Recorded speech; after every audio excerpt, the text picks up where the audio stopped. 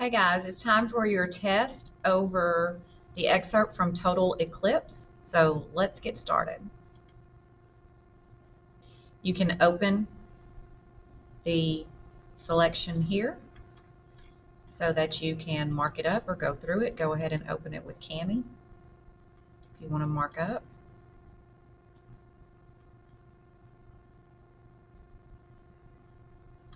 And let's get to question number 1. What is one message the author presents in the text?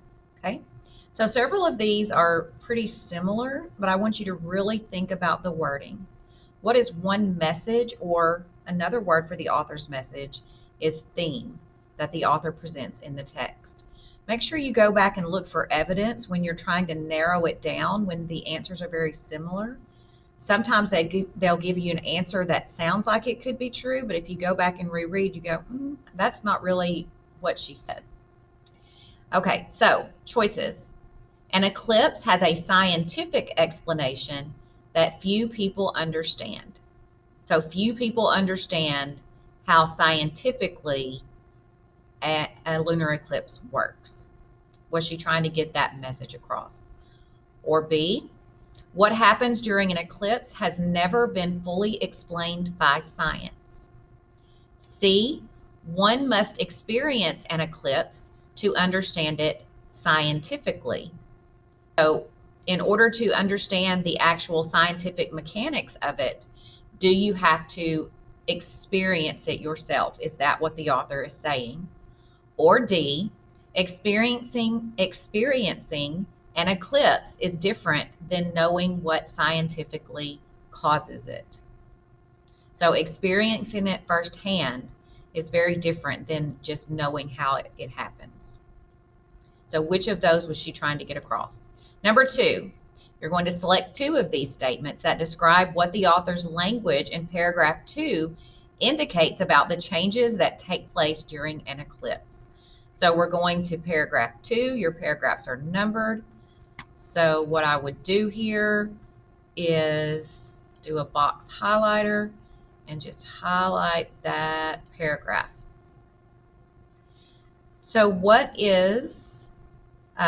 2 statements describe what the author's language in paragraph 2 indicates about the changes that take place during an eclipse? Choose 2. They are gradual, they are surprising, they are beautiful, they are extensive, they are frightening. So go back and reread the paragraph and look for evidence. Is there evidence that she thinks that it's scary? Okay, for instance. So you're going to choose 2 of these that indicate what the author is saying about changes that take place during an eclipse. Number 3, what best describes the author's purpose for including paragraph 3? So I'm just going to choose a text box, but do a different color. And so here's,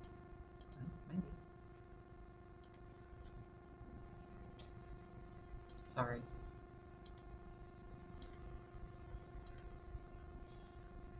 So you get the idea. Here's paragraph 3. Let's scroll down and see if it goes further. Oh, yes. So this whole thing here is paragraph 3. So I definitely need to read that before I answer the question. What best describes the author's purpose? Why did she include the information in paragraph 3? To present a vividly poetic account of an experience. To give factual details about a scientific process in nature. To explain a perspective that differs from accepted facts. To show how eclipses are usually perceived by average people. Number 4, read the sentence from paragraph 5. I turned back to the sun. It was going. The sun was going, and the world was wrong. The grasses were wrong. They were platinum.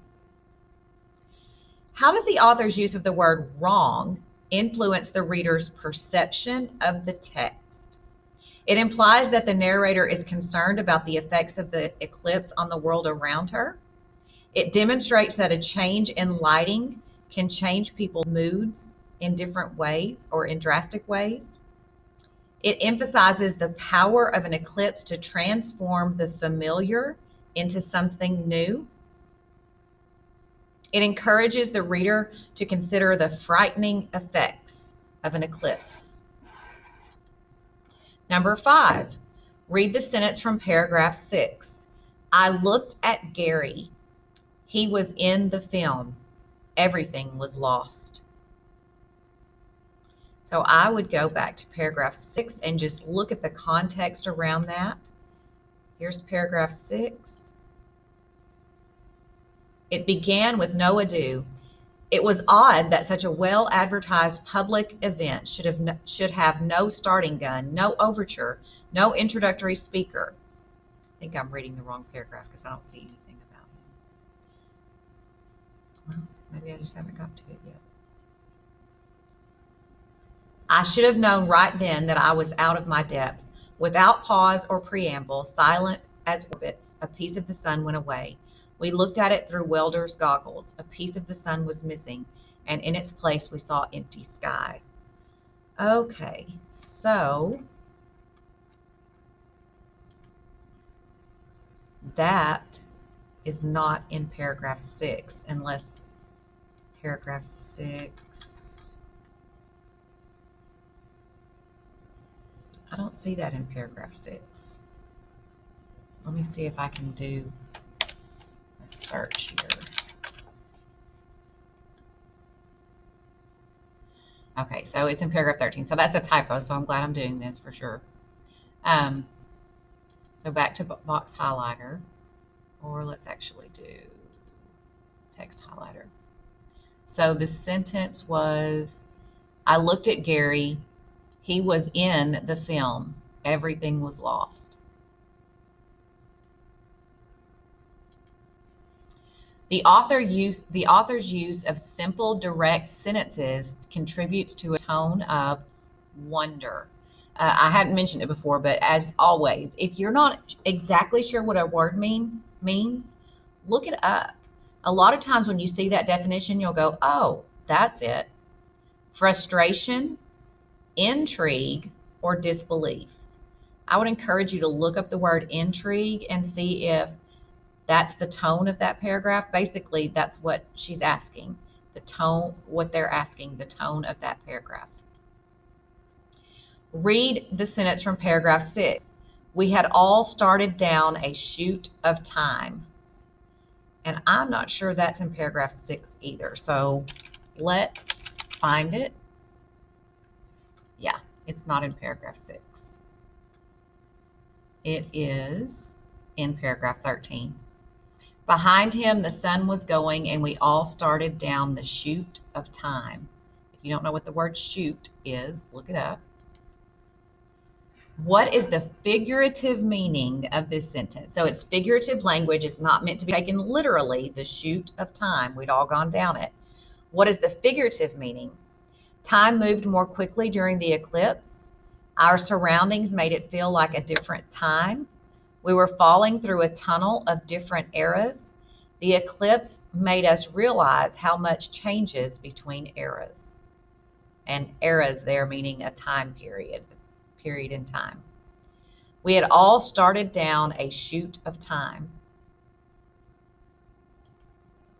7. Read the sentences from paragraph 8. There was no sound. The eyes dried. The arteries drained. The lungs hushed. There was no world. The author's use of language contributes to a tone of, so in this sentence, what is the tone? Judgment, nostalgia, or I need to look that up, awe, probably need to look that up, finality. The tone is the author's attitude towards what she's writing about in that paragraph. Read the sentence from paragraph 8. The hatch in the brain slammed. What is the figurative meaning of this sentence? Part of the brain is shut off from the rest. Part of the mind is concealed like the sun. The narrator feels strangely disconnected. The narrator realizes and understands something. Number 9 is an essay question. How does the author's use of language give the text a surreal tone? Use evidence from the text to support your response. You should do a good job on this one because what you need to find is one sentence, at least in the text, that has a surreal tone. So what does surreal mean? Let's just look it up together.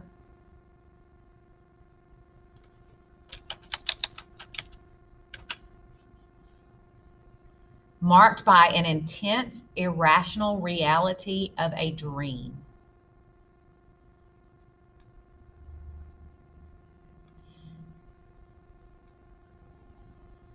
I found myself in the surreal position of having to explain to circulation departments that I was, in fact, me and not that other version of me on the west side. I'm not sure that helped you with the definition, but it just means something seems unreal or unbelievable. So what you need to do is find some language, a sentence in the text where she's using a surreal tone. And how does she do that? How does she give the text a surreal tone? Okay. So you might say something like the author's use of this sentence in paragraph 7, and then put it in quotes, quote the sentence, gives the passage an overall tone of being surreal. And then explain. These need to be 2 to 3 good sentences. A lot of you are not getting credit for these. When there are 12 questions on the test, when you're not getting credit for the essay questions, that's not good. Okay? Read the following paragraph about the text. Scientists can explain the eclipse. People experience the eclipse in different ways. The narrator has a surreal experience of the eclipse. What is the best way to rewrite this paragraph to include sentence variety? So in our lessons leading up to this, we talked about sentence variety, and that is having some short sentences followed by longer sentences, followed by medium sentence, and then another short sentence. So how could we rewrite that to make the sentences varied? Because we have 1, 2, 3, 4, 5. 1, 2, 3, 4, 5, 6. 1, 2, 3, 4, 5, 6, 7, 8, 9. So those sentences are almost all exactly the same length. So how could we change that to mean the same thing but have a variety of sentences? Scientists can explain the eclipse, but people experience the eclipse in different ways. The narrator has a surreal experience of the eclipse, but other people might experience it differently. Did that present a variety of different length sentences? Scientists can explain the eclipse. People experience the eclipse in different ways. The narrator is having a surreal experience of the eclipse. Does that give you sentence variety? C, scientists can explain the eclipse, but people experience the eclipse in different ways. For example, the narrator has a surreal experience of the eclipse. Count the words if you need to, and just jot it down on a piece of paper, or just think about it. Sentence variety means that the sentences are very much varied in length, okay? And D, scientists can explain many things about the eclipse. People experience the eclipse in different ways. The narrator writes about a surreal experience of the eclipse. Number 11, select 2 paragraphs about the text that demonstrate good sentence variety. The eclipse begins. The world begins to change. Its appearance alters. It looks like a scene from another time. The world begins to change. The moon eclipses the sun. Lightning is strange. Everything looks different. As the eclipse begins, the world begins to change. Its appearance alters. It looks like a scene from another time. As the eclipse begins, everything begins to change. As the sun is covered, odd lighting makes the world look different. The world begins to change as the moon eclipses the sun. Lighting is strange. Everything looks different. So which 2 of these have the best sentence variety? That means different kinds of sentences, different lengths. And the last question is another essay question. How can you tell that this story is literary nonfiction? So if we go back to if we quickly just go back to our Get Ready, where it tells you about the genre. Literary nonfiction shares factual information, ideas, or experiences, develops a key insight about the topic that goes beyond the facts, uses literary techniques such as figurative language and narration, reflects a personal involvement in the topic. So you need to focus on one or two of these ideas and find examples in the text that will support that let me rephrase that. Examples of sentences from the text that reflect these key elements of literary nonfiction. Okay, that's what I was trying to say. 2 or 3, I think you would need 4 or 5 good sentences to really get full credit on this one. Okay. Rewind, pause, rewatch the video as needed. You must get the test finished during class or make other arrangements with me. Don't plan on taking this test home or doing it for homework. You need to talk to me about when you're going to finish it if you do not finish. All right, that's it. Talk to you later.